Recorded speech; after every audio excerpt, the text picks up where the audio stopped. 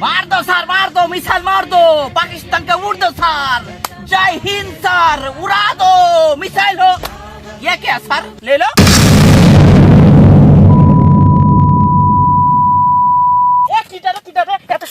ও বাবা, এ দেখতেছি ইন্ডিয়ার আর্মি।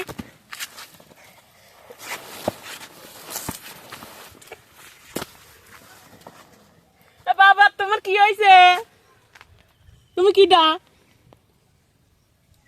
বাবা আবার ডুমে তোটে। আমি এখানে কেন? এটা কোথায় দাদা বাবু? এটা বাংলাদেশের বর্ডার শোনা, তুমি একটু নাই পড়ি লই যাও। ये क्या हुआ, कैसे हुआ, नहीं हुआ, कैसे हुआ? কেসে হুয়া?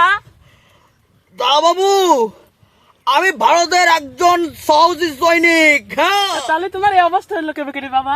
আর বলবেন না দাদা বাবু, পাকিস্তানে মিসাইল হামলা হচ্ছিল, সবকিছু রেডি। আমার দুই সাহসী সৈনিক মিসাইল নিয়ে রেডি। মিসাইল ক্ষেপণাস্ত্রের মধ্যে পক করে ঢুকালো, ফায়ার করলো, মিস ফায়ার হলো। আমি বললাম দাদা বাবু স্যার লেলো। তারপর কি হলো দাদা বাবু আমার তো কিছু মনে পড়ছে না, কিন্তু দাদা বাবু শুধুমাত্র একটু মিস্টেক হয়েছে। যদি মিস্টেক না হতো পাকিস্তান এখন শুধু সাই শরীর মরেল সব উড়ে যেত সবার। পাকিস্তানের ঘর বাড়িতে শুধু ধাউ ধাউ করে আগুন জ্বলছে। এই আগুন তো দেখলাম তোমার মুখে জ্বলতেছে তখন।